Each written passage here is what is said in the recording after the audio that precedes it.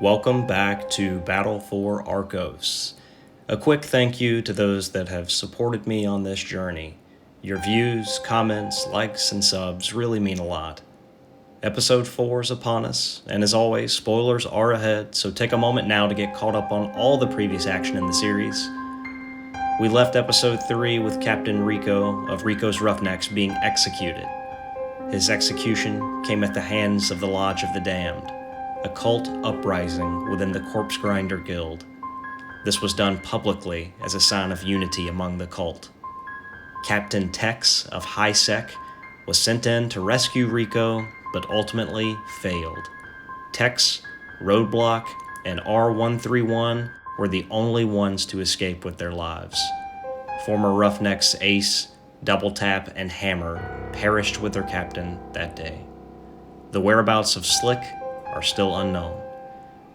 The Lodge of the Damned lost Balrog in the fray, but many more decided to join their cause after that fateful day, pledging allegiance to the Lord of Skin and Sinew. The better part of a month has passed and the cultists continue to spread their influence across the Underhive. The cult has grown in size and ravaged nearby sectors, plunging them into chaos and ruin. It was only a matter of time before someone would take notice, or their step would be too far. And that is where our story continues. The Underhive writhes in agony, but fires still burn on the horizon. Go there and snuff them out. They've been here too many times for coincidence, eh? They slit an old man's throat and think they run the place. My hammer will have something to say about that. Nobody moves on our turf without us knowing about it. Get the boys. Alright, with that, the stage is set as we take a look at the battlefield, getting some new items painted up from the Kill Team box set.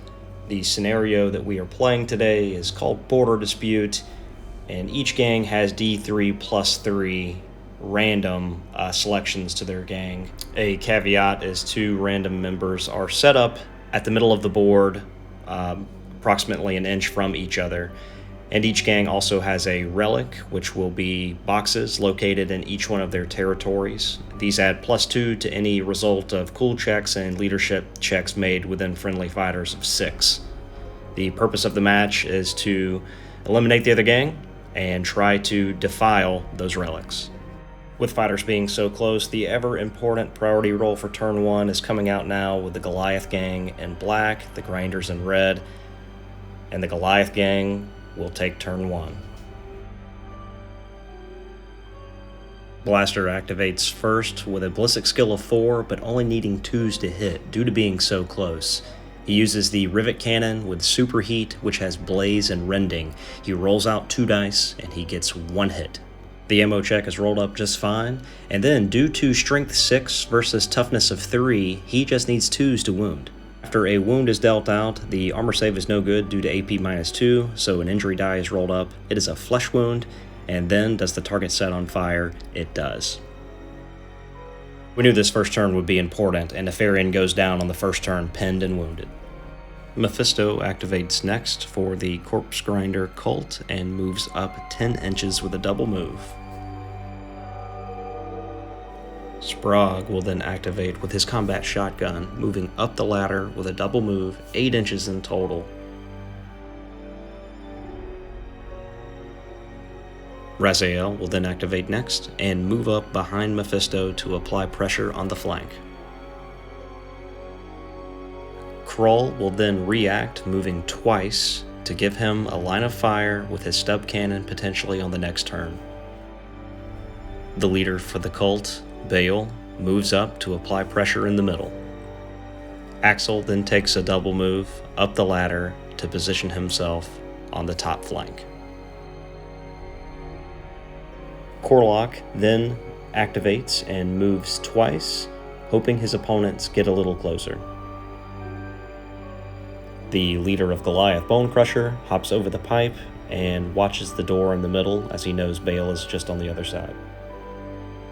Nefarian activates next, and he is affected by the Blaze special rule, which means that he is going to take a Strength 3 AP-1 hit immediately when he activates.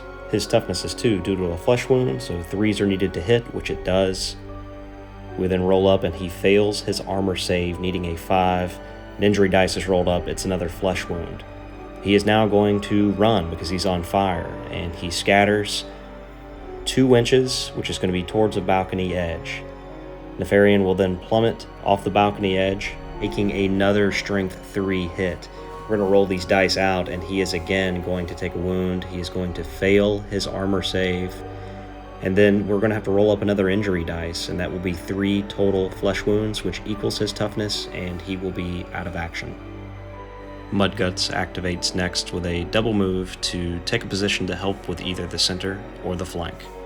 Last to activate for the Corpse Grinder cult is Gorath, and he will move down to the middle. And that concludes turn 1. It was a turn where both gangs were using a lot of double moves to try to get into better positions.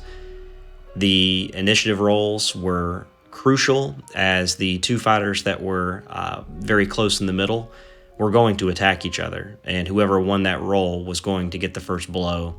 The Rivet Cannon did a great job nullifying Nefarian, and then setting him on fire. That essentially did the rest with the Blaze special rule. So a very good turn for the Goliath gang, and we'll see what the Corpse Grinders can come up with. A bottle test goes out for the Grinders, which is passed. Priority rolls are now going out for turn 2. The Goliath gang and the Black Dice are up. Blaster will activate in turn 2, moving with 1 action, firing at Bale with the other, passing a willpower check needing an 8, and then his Rivet Cannon in rapid fire mode misses. Bale activates, opens the door, and then uses another action to move inside behind the pipe.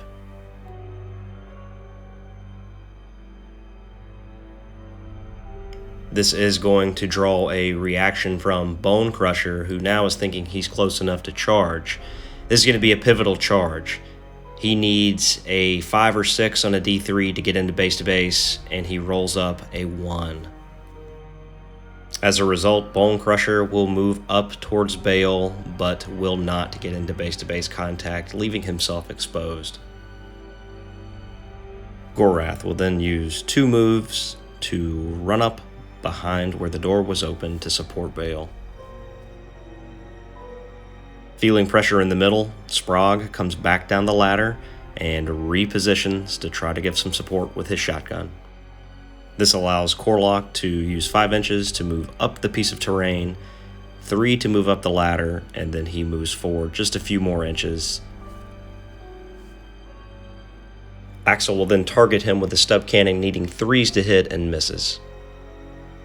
Mephisto then moves up slightly to take cover behind this piece of terrain. Groll will then aim at Raziel in the open. He needs 3s to hit. Roll those up, and he does get a hit. The ammo check rolls out, and it is successful. The roll to wound, however, does not go through. Raziel is knocked back and pinned, however. Raziel immediately uses an action to stand back up, and then he moves behind cover with Mephisto. Next, Mudguts will activate. He will just take a better position, knowing that the center of the board is about to be a melee. And at the end of turn 2, there were again more positioning on the battlefield. The Goliath gang had some opportunities to take shots. They did get a few hits, but unfortunately there were no wounds dealt out. Both stub cannons missed their targets. The Rivet Cannon also did not do any damage to Bale. There was a failed charge by Bone Crusher, which we'll see if that's going to be a pivotal swing in this game or not, because turn 3 there will be close combat. A cool check goes out for the Corpse Grinders, which is good, and the ever-important initiative roll is going to the Corpse Grinders for turn 3. And in a matchup that we've all wanted to see, Bale will charge Skull Crusher. His Flensing Saw will get a base 2 of attacks with +1 for the charge, needing 2s to hit, and he hits with them all. He then rolls to wound, and only 1 goes through.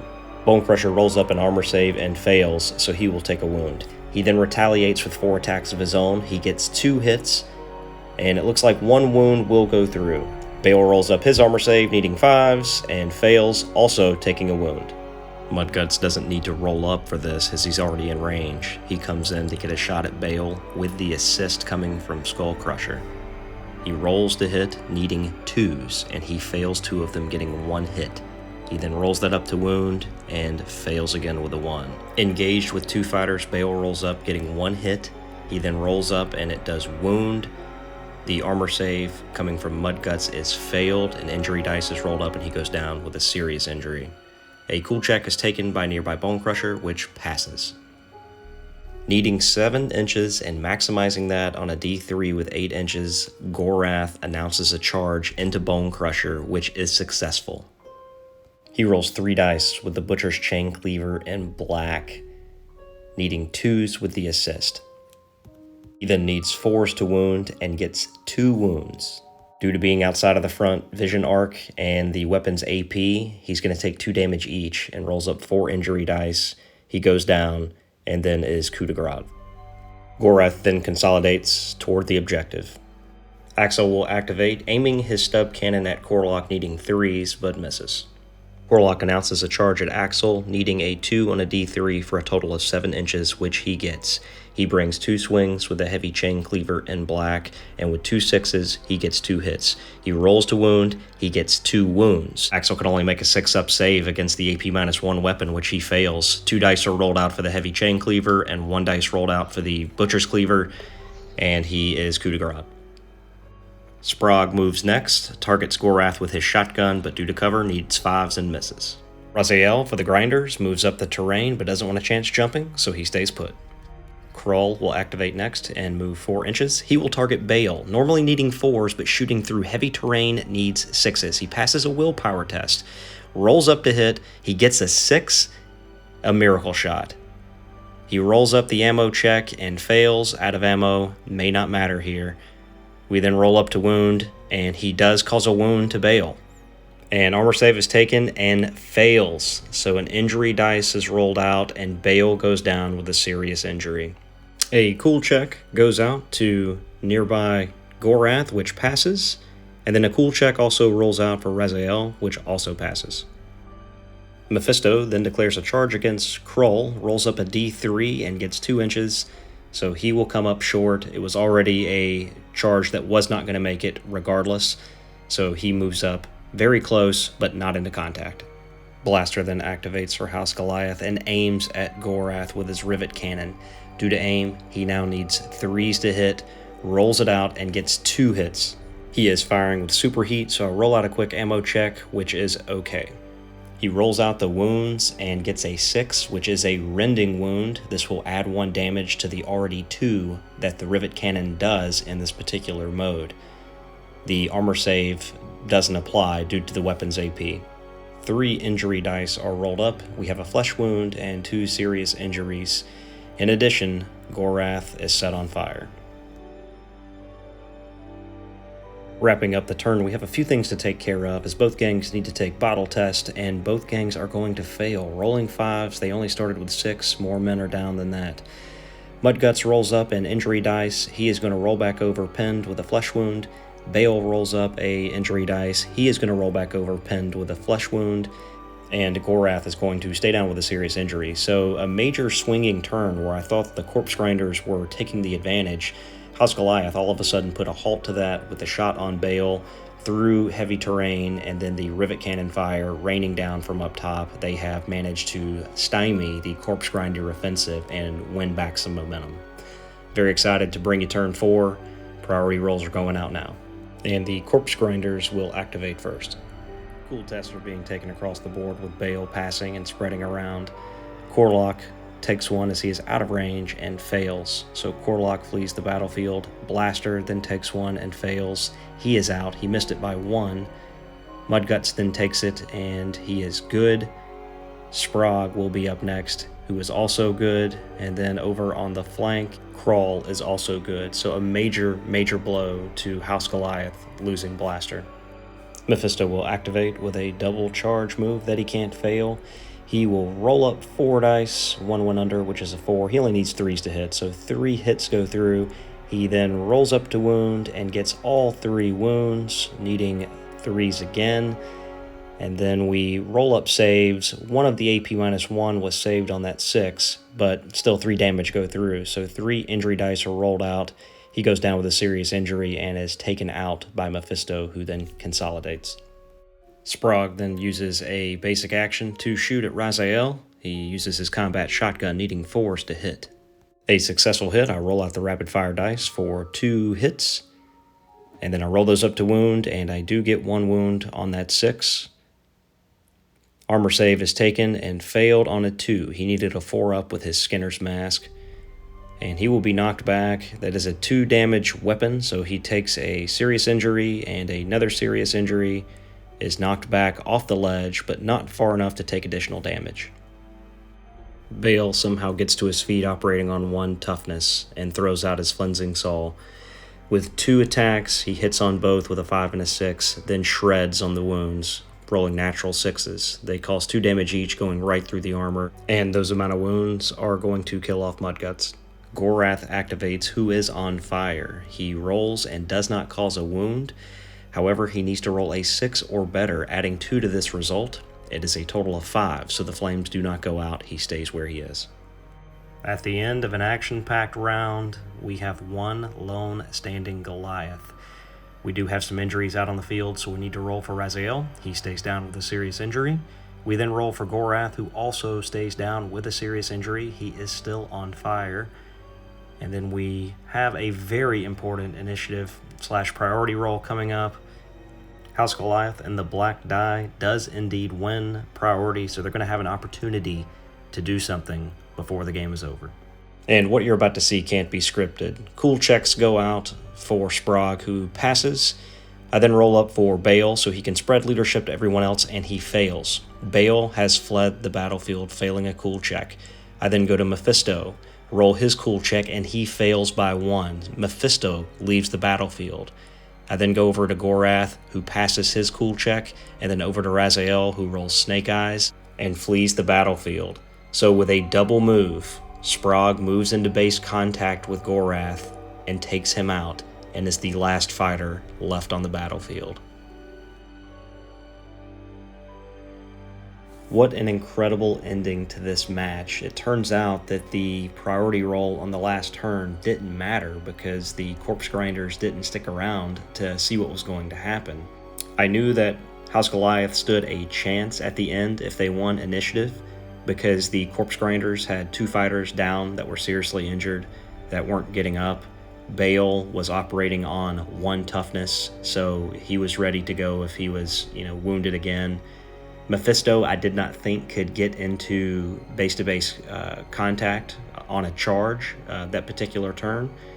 So I felt that House Goliath stood a very good chance if they won priority. If they did not win priority, I feel Bale would have moved over and probably finished off Sprague, giving the Corpse Grinders another victory. So really hope you enjoyed this montage battle report. I'm probably still getting a lot of stuff wrong as I continue to learn the game. But please feel free to leave some comments on what I can correct and how I can get better at the game. Not so much from a tactics perspective, but just rules that I'm getting wrong in general because I don't know if people aren't telling me. So I hope to continue making this type of content. Episode 5, I've got an idea in my head of what I want that to be. So I look forward to making that content and getting that out in the future. Hope you enjoyed, and we'll see you next time.